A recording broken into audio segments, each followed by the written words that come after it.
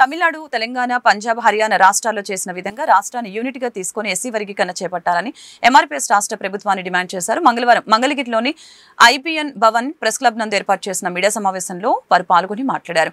ఈ కార్యక్రమంలో రాష్ట్ర నాయకులు ఏటుకూరి విజయ్ కుమార్ మాదిగ, గుంటూరు జిల్లా ఇన్ఛార్జి కొమరాల శ్రీనివాసరావు మాదిగ, జిల్లా నాయకులు భూషణం మాదిగ, నవీన్ మాదిగ, పులి ప్రభుదాస్ మాదిగ, కుక్కమల్ల శేఖర్ మాదిగ తదితరులు పాల్గొన్నారు.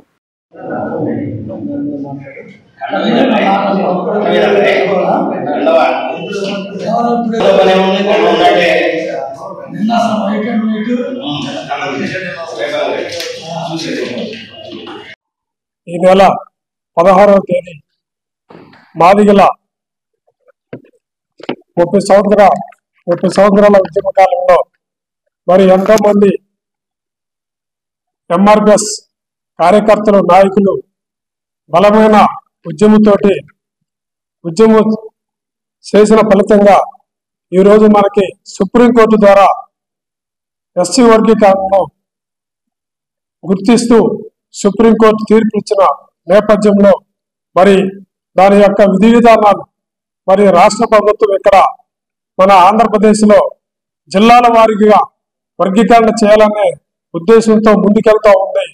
ఒక పక్క ఏదైతే ఈ 30 సంవత్సరాల ఉద్యమ కాలంలో పోరాడినటువంటి వ్యక్తులు మరి శక్తుల యొక్క ఉద్యమం యొక్క ఉనికి ప్రస్తావన కూడా ఈ 30 సంవత్సరాల ఉద్యమ కాలాన్ని ఒకసారి గుర్తు చేసుకోవాలని ఆ సందర్భంగా ఈరోజు విజయవాడలో రేపు నవంబర్ 16వ తేదీ జరిగినటువంటి ఎంఆర్పిఎస్ కార్యకర్తల ముఖ్య సమావేశం 7 దశాబ్దాలు పైబడి రాజ్యాంగ సంక్షోభాన్ని క్రియేట్ చేసి ఈ దేశంలో, ఈ రాష్ట్రంలో కూడా రాజ్యాంగ పీఠికలో పొందుపరిచిన న్యాయమైన అంశాన్ని తొంగలో తొక్కేసిన రాజకీయ పార్టీలు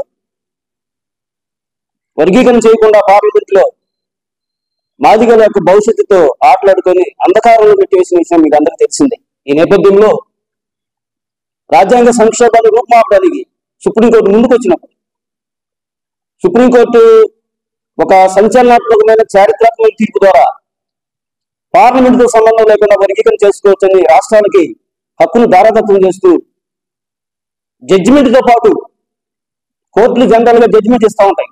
కానీ రాజ్యాంగ సంక్షోభం ఏర్పడిన సందర్భంలో రాజ్యాంగ ధర్మాసనం జడ్జిమెంట్ తో పాటు కూడా పార్లమెంట్ యొక్క యాక్టివిటీని ఇక్కడ చేసిన సందర్భాన్ని మీకు గుర్తు చేస్తా ఉన్నాం. అంటే పార్లమెంట్ తో సంబంధం లేకుండా ఇంకా కొన్ని దశాబ్దాలు ఈ సమస్యను లాగి మాదిగ ఉపకులాన్ని మళ్ళీ అంతగా నీటిగా చూస్తున్న సందర్భం. ఎంఆర్పిఎస్ వ్యవస్థాపక అధ్యక్షులైనటువంటి గరటయ్య గారు, అలాగే విజయ్ గారు, నాగరాజు గారు, లాయర్ గారు, వీళ్ళంతా కూడా మన ముఖ్య ఉద్దేశం ఏంటంటే, మనం ఇక్కడికి కూడుకున్న ఉద్దేశం చంద్రబాబు గారు వర్గీకరణ ఏబిసిడీలు మీరే ఇచ్చారు కదా, అప్పుడు మా వాళ్ళు కాస్త మీరంటే ఒక అభిమానం ఉన్నది, నమ్ముకొని ఉన్నారు. కానీ ఇప్పుడు మళ్ళీ అలాంటి నమ్మకాన్ని నువ్వు ఒక విధమైన మోసపూరిత విధానంలోకి వస్తున్నారు. అలా కాకుండా స్టేట్ లోనే తీసుకొని, యూనిట్ గా తీసుకొని మీరు మా వాళ్ళకి న్యాయం చేయాల్సిందిగా మిమ్మల్ని కోరుతా ఉన్నాం. ఎందుకంటే మేమంతా కూడా సోదర భావంతో ఉండాలి. మాలా మాదిగలంతా ఈ 59 కులాలు కూడా కలిసి ఉండాలి. మీ యొక్క తెలివితేటల్లో మీరు అనుభవజ్ఞానంలో 40 సంవత్సరాలు అంటున్నారు కాబట్టి మీ అనుభవాన్ని